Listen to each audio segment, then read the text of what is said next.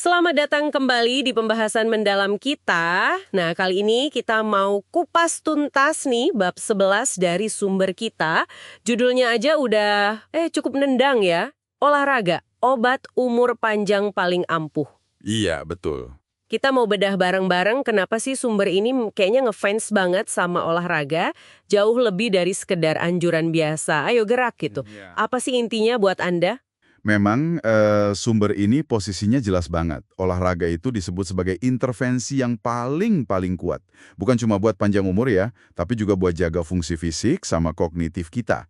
Oke. Ditekankan lagi, nggak ada intervensi lain yang dampaknya bisa nyamain olahraga.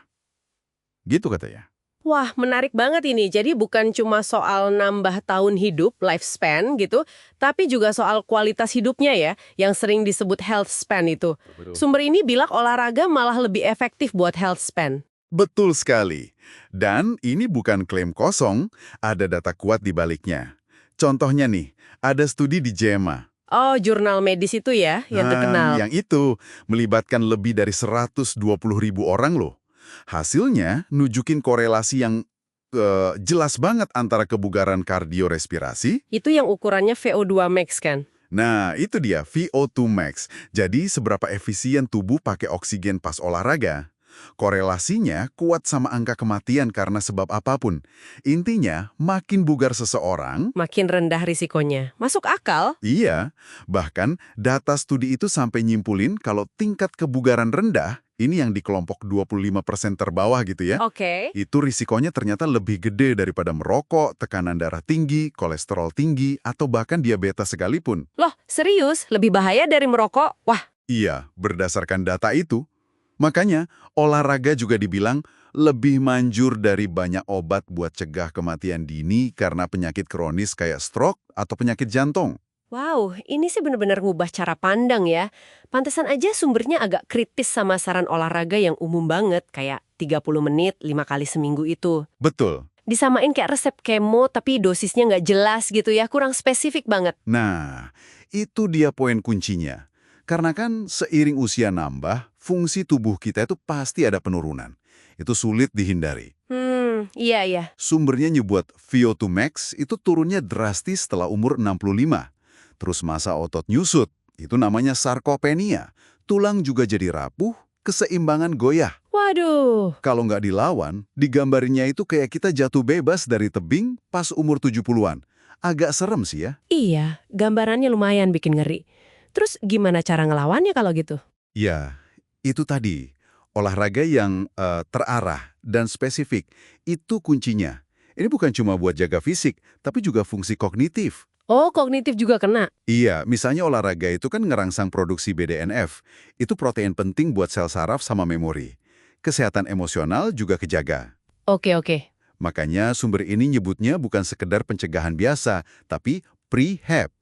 Kayak rehabilitasi atau terapi fisik, tapi dilakuin sebelum kita benar-benar butuh.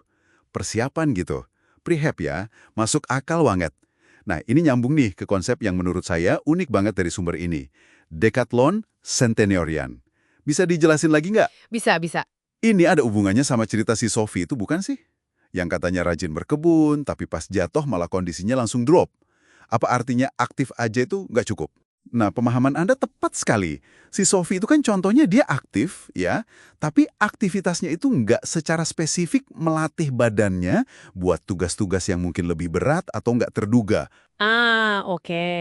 Decathlon Centenarian itu bukan lomba beneran ya, tapi lebih ke kerangka berpikir strategis. Jadi, latihan spesifik apa sih yang perlu kita kuasai sekarang? Sekarang. Iya, sekarang. Supaya nanti pas umur 80, 90, atau bahkan 100 tahun, kita masih bisa ngelakuin aktivitas fisik yang kita pengen atau kita butuhin. Jadi kayak kita ngerencanain mundur gitu ya. Latihan dari sekarang buat antisipasi kondisi di masa tua. Persis. Contoh paling gampang dari sumbernya. Misalnya Anda pengen nanti bisa gendong cucu, katakanlah beratnya 10-15 kilo. Dengan gampang. Iya, pengen lah. Nah, mungkin Anda perlu bisa deadlift atau ngangkat beban sekitar 25 kilo dari lantai itu sekarang. Atau pengen bisa naik tangga beberapa lantai, atau jalan nanjak 2 kilo tanpa ngos-ngosan pas sudah tua nanti. Iya juga. Ya berarti Anda butuh kapasitas VO2 max yang jauh lebih tinggi sekarang. Buat apa? Buat ngantisipasi penurunan yang pasti terjadi nanti.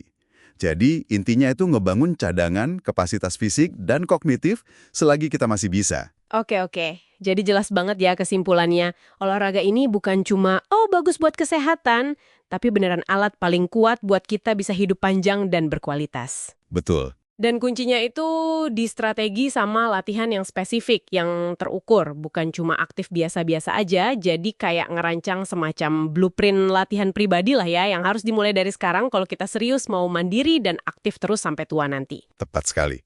Sumber ini benar-benar nekenin kenapa olahraga itu fundamental banget dan gimana pendekatannya mesti strategis. Nah, ini jadi muncul satu pertanyaan penutup nih yang menarik buat Anda renungkan.